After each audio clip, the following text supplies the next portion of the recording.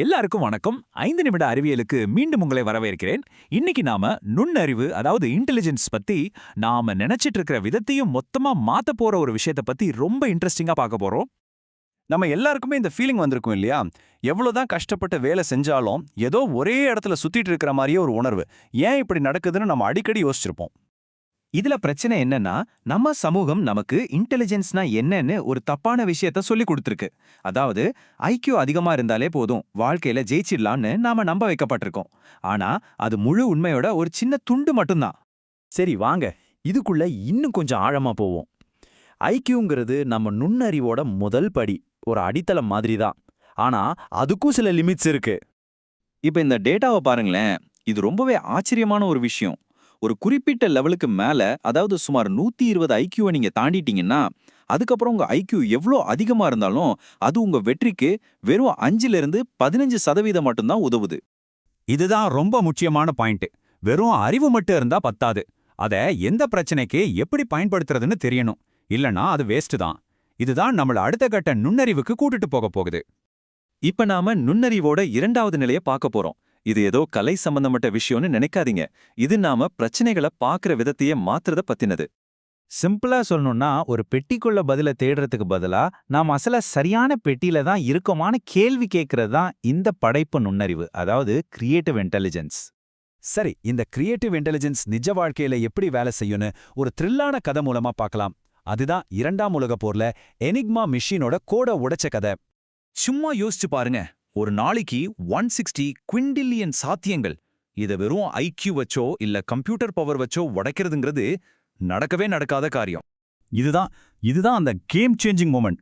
Alan Turing இதை ஒரு கணக்கு பிரச்சனையா பார்க்காம ஒரு மனித உளவியல் பிரச்சனையா பார்த்தார். மனுஷங்க கணிக்கக்கூடிய பழக்கங்கள் உள்ளவங்கன்னு அவர் புரிஞ்சுக்கிட்டார். அதுதான் அந்த கோட்டை உடைக்க சீயாவா இருந்துச்சு. பாத்தீங்களா? இதுதான் இந்த 2 நுண்ணறிவுக்கும் இருக்கிற அடிப்படை வித்தியாசம். ஒன்னு கொடுத்திருக்கிற ரூல்ஸுக்குள்ள வேலை செய்யுது, இன்னொன்னு அந்த ரூல்ஸையே கேள்வி கேக்குது. ஓகே, இப்ப வாங்க 3வது மற்றும் ரொம்ப ரொம்ப முக்கியமான நிலைக்கு போலாம்.